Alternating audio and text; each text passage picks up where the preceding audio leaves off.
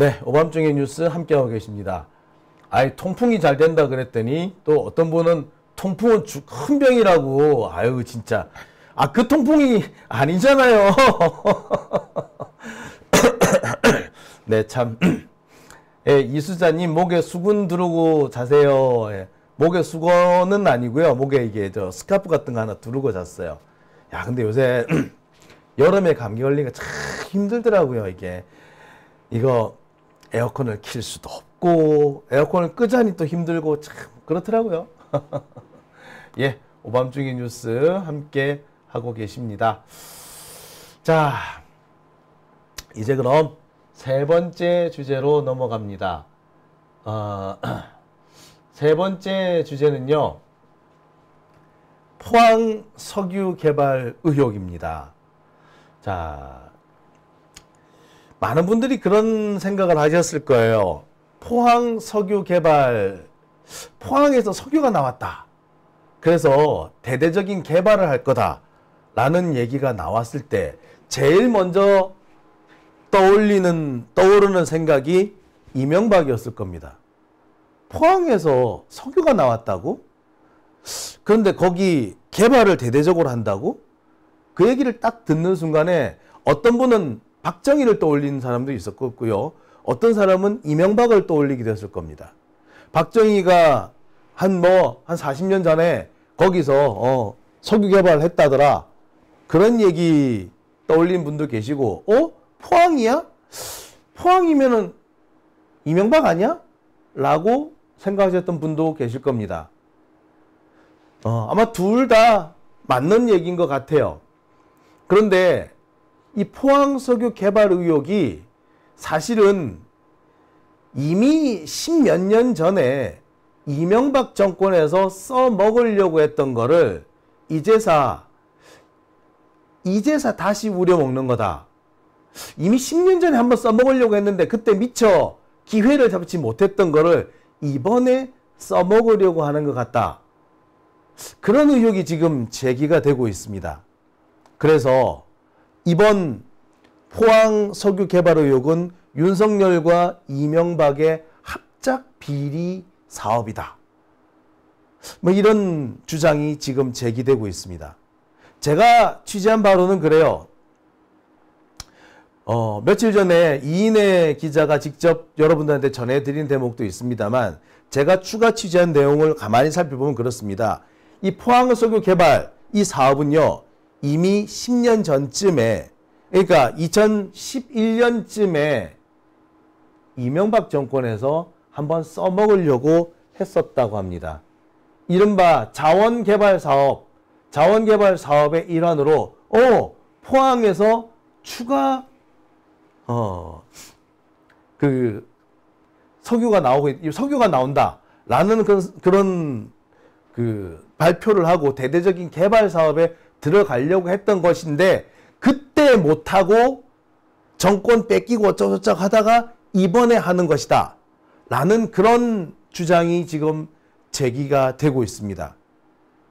실제로 보면은 2011년에 그와 비슷한 보도가 나온 적도 있습니다.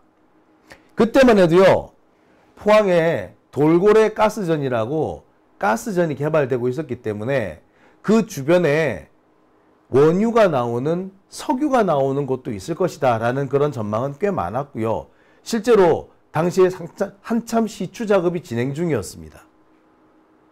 그렇기 때문에 그 무렵 2011년에 이걸 한번 터뜨리려다가 그때 못하고 10년을 묵혔다가 이제서야 터뜨리는 거다 라는 얘기, 꽤 그럴싸한 그리고 꽤 신빙성이 있는 내용이라고 생각이 됩니다. 지난 화요일에 이인혜 기자가 전해드렸던 그 내용의 일종의 후속작 그리고 거기서부터 약간 발전된 내용이 포함되어 있다라고 보시면 되겠습니다. 자,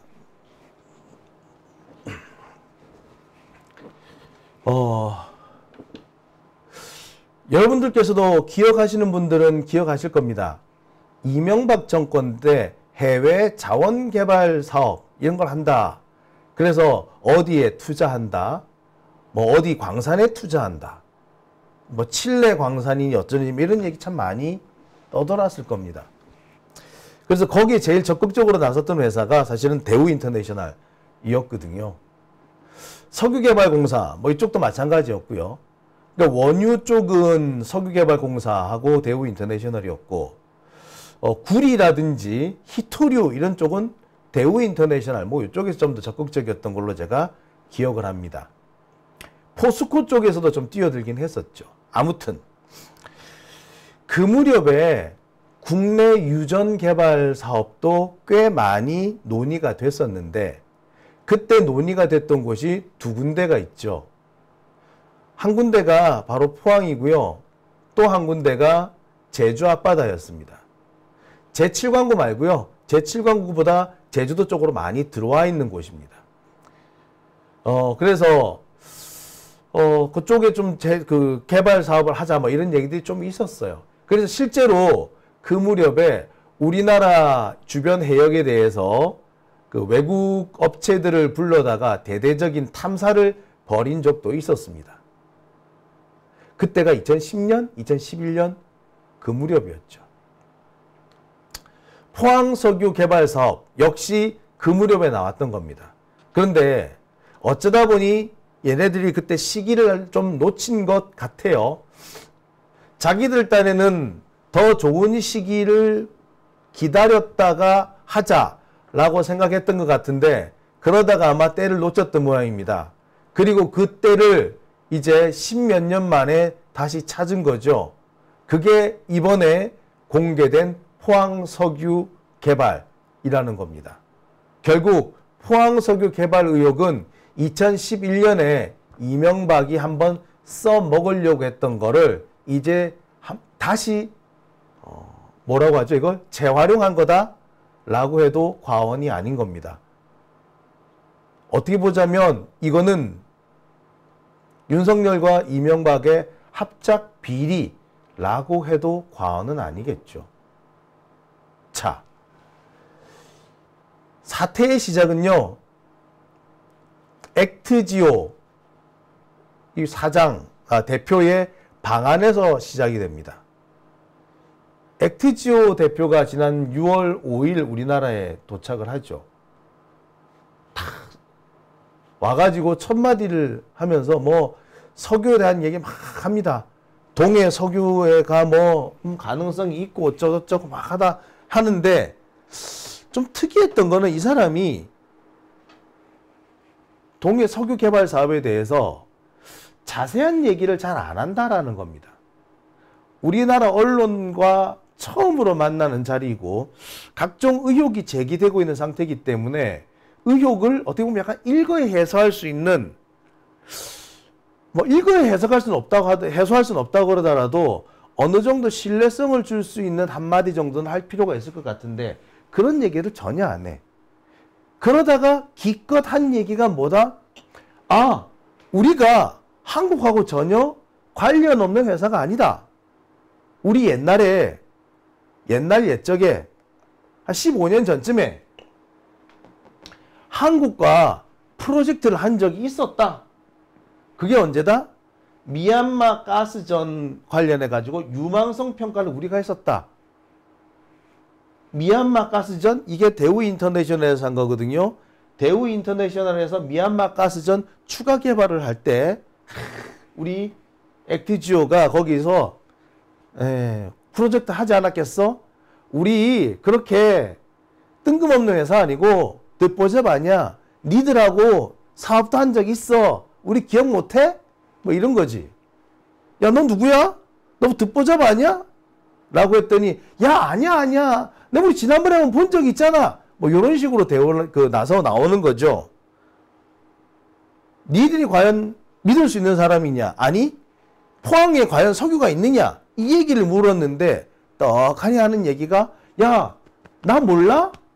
지난번에 같이 일했었잖아. 나 몰라? 이렇게 나오는 겁니다.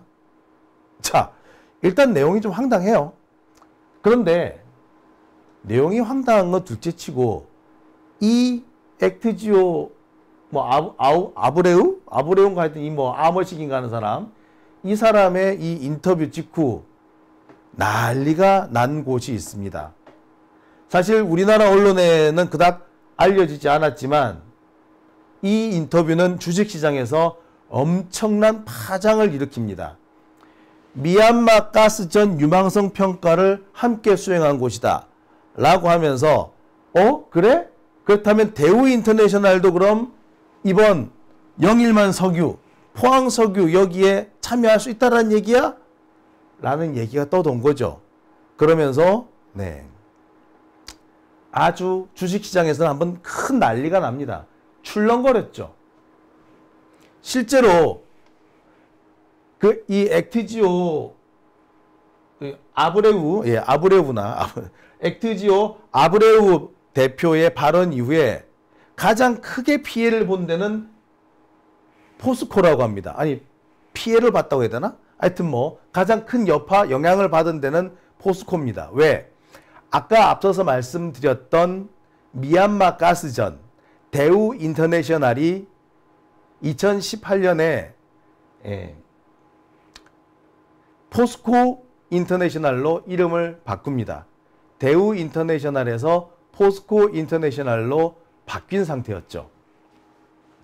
따라서 2018년 따라서 이 아브레우 박사가 액티지오가 대우 인터내셔널과 일을 했다라는 것은 결국에 포스코가 일을 했다는 것과 같은 얘기고, 그 말은 결국 포항 석유에 포스코가 끼어들 수도 있다라는 얘기로 들리는 겁니다.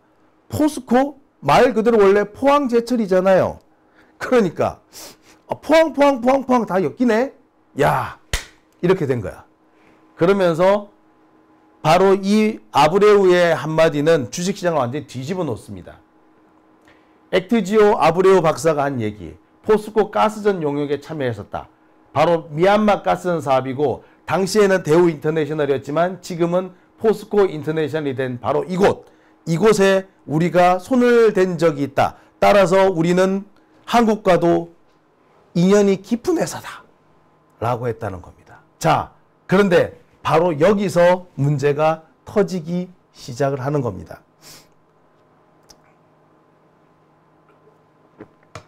이때 미얀마 가스전과 함께 당시 대우 인터내셔널에서 추진했던 사업이 바로 동해 석유 사업입니다. 포스코 인터내셔널이 되었지만 당시 대우 인터내셔널 역시도 동해 가스전 여기 개발 사업에 상당히 많은 지분을 갖고 있었고 실제로 참여도 했었다고 해요. 그러니까 바로 여기서부터 묘하게 얽히는 대목이 나오는 겁니다. 가스전, 미얀마, 포스코, 대우, 포항, 그리고 액티지오까지. 이들은 포항하고 유전 개발하고 대우 인터내셔널, 아니 포스코 인터내셔널하고 이렇게 애시당초 한 묶음으로 묶여 다니는 데였던 거예요. 그리고 이때가 언제였다? 맨 처음 대우 인터내셔널이 포항에서 새로운 유전 개발을 준비했던 것이 2011년이었던 거죠. 자, 그러면서 제기되는 의혹. 이게 2011년에 하려고 했던 프로젝트였는데 이제서야 써먹는구나. 아마 그때 무슨 일 때문에 이런저런 이유 때문에 하지 못했던 건데 이제서야 해보려고 하는구나 라는 의혹을 제기할 수 있는 거죠. 자, 관련 언론 보도 내용을 한번 더 보실게요. 자, 최근 언론 보도에 이런 보도가 나옵니다. 동해 가스전 개발 참여 가능성 목표가 포스코 인터내셔널 동해 가스전 기대 목표가 줄줄이 상향. 이 기사에서 보시듯이 동해 가스전은 포스코 인터내셔널과는 뗄래야 뗄 수 없는 곳입니다. 처음에 동해 가스전, 동해 유전, 동해 석유 여기에 포스코란 이름은 거론조차 되지 않았지만 주식시장에서는 거론조차 되지 않은 포스코가 바로 이 사업에 참여할 것이다라는 것을 미리 알고 관련된 주가가 뛰고 있었던 겁니다. 왜? 아까 말씀을 드렸듯이 액트지오와 포스코, 가스전, 이것은 옛날부터 아주 끈끈한 관계를 갖고 있었기 때문인 거죠. 다시 시간을 과거로 한번 돌려가 보겠습니다. 포스코 인터내셔널은 2010년에 대우 인터내셔널을 인수하면서 이름이 바뀌게 됩니다.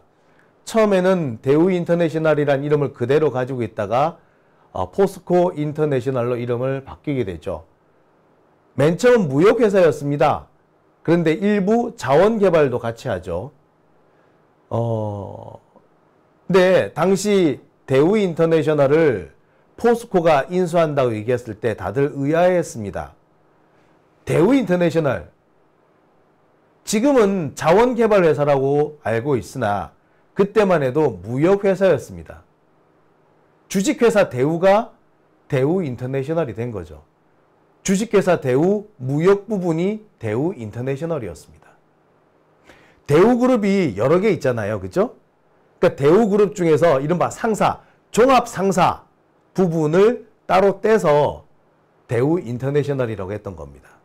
그렇기 때문에 이 회사는 자원개발 회사가 아니라 처음에는 무역회사였어요. 근데 이 무역회사인 대우 인터내셔널을 포스코가 인수한다? 다들 갸우뚱했습니다. 그러니까 포스코가 뭐라 얘기하느냐? 아유, 우리도 자원개발 할 거라서 이 대우 인터내셔널이 자원개발 하잖아? 그래서 우리가 그것 때문에 사는 거야. 라고 이렇게 설명을 합니다. 그리고 또 뭐라 얘기한다? 대우가 전 세계에 영업망을 쫙 가지고 있지 않겠어? 그렇기 때문에 포스코가 앞으로 생산한 철강, 이 철강을 판매하기 위해서는 대우 인터내셔널이 필요해. 뭐 이런 식으로 막 설명을 해댑니다.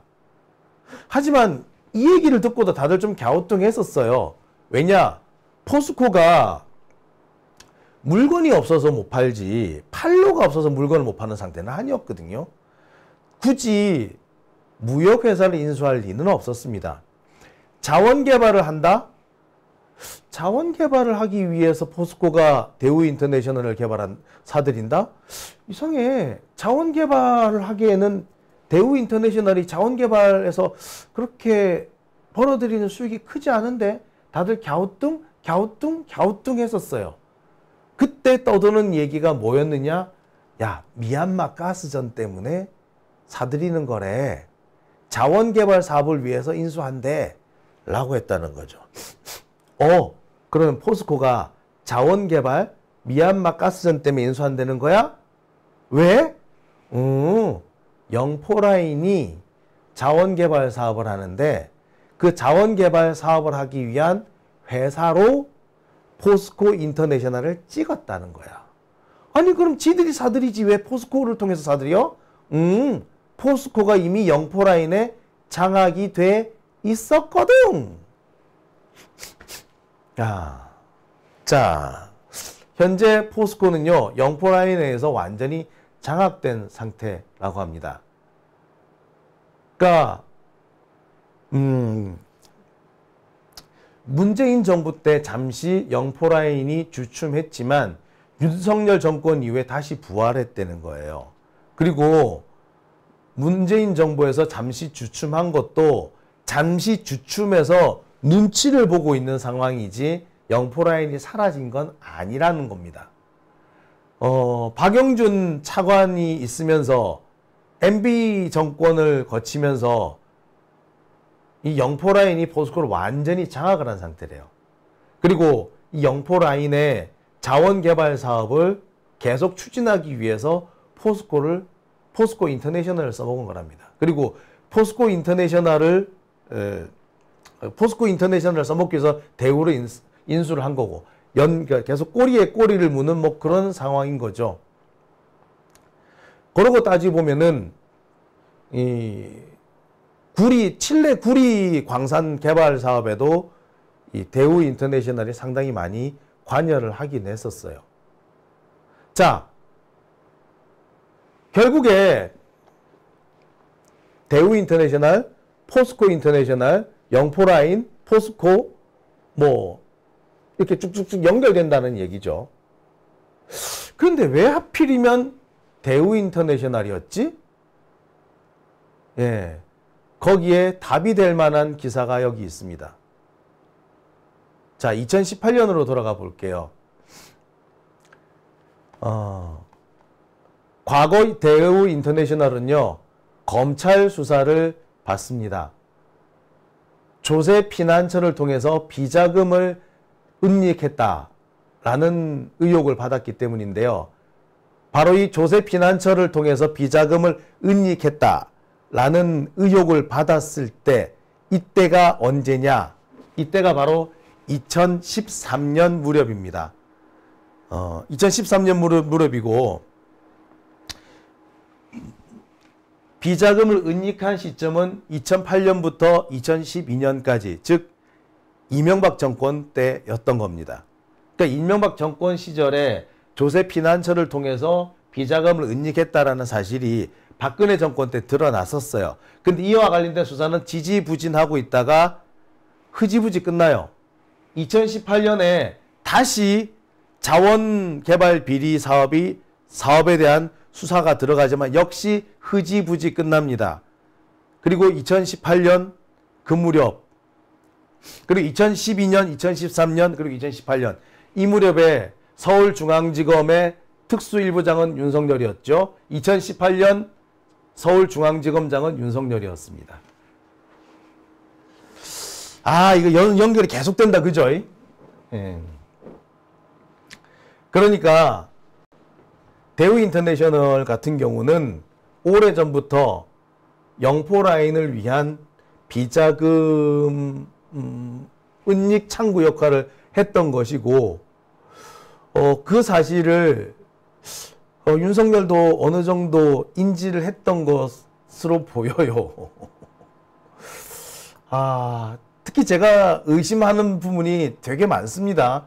당시 이 검찰이 왜 대우 인터내셔널에 대한 수사를 하지 않았는지 저 상당히 의문을 가지는 대목이 많았었거든요. 지금 생각해봐도 되게 이해가 안 되는 대목이 많았었습니다. 그 무렵에 서울중앙지검의 그러니까 2013년에 서울중앙지검 특수일부장이 윤석열이었고요. 그리고 2018년 자원개발 비리 재조사를 할 때도 윤석열이 서울중앙지검장이었죠. 야, 이거 뭐 희한하게 얽히지 않습니까? 자, 이와 관련해서 또 이런 기사, 이런 내용도 의혹도 제기되는 게 있습니다. 현재 이 영포라인 중에서도 윤석열 정권 들어오고 난 다음에 영포라인 중에서도 친윤 계통이 영포라인 그 포스코를 장악했다라는 얘기도 지금 많이 들립니다.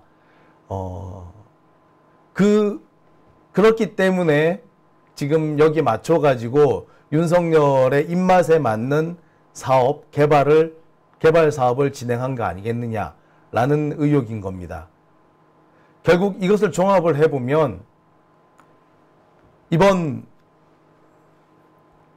포항석유 개발 의혹은 2011년쯤에 하려고 했던, 그때 이명박이 혼자 해먹으려고 했던 사업이었는데 그때 여의치 못했던 것을 이제 와서 다시 한번 재활용하는 측면에서 써먹는데, 예, 윤석열하고 이명박이 서로 나눠먹는 뭐 그런 상황이 되지 않았는가 라는 생각이 듭니다. 그러고 보면은요, 윤석열이 전에 그런 얘기를 한 적이 있죠. 전직 대통령 중에 이명박이 제일 쿨하다고 생각했다.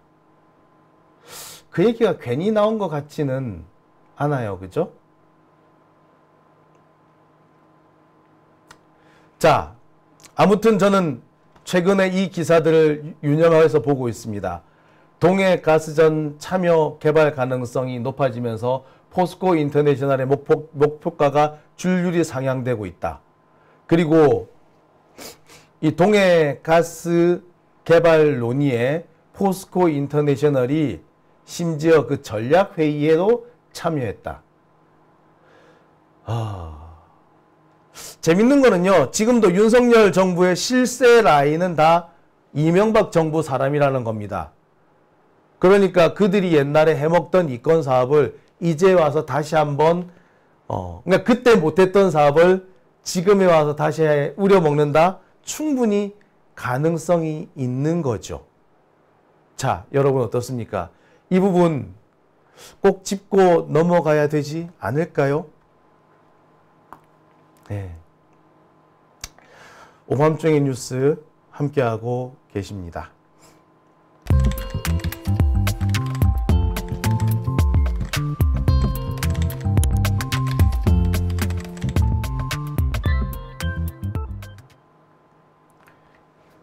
네.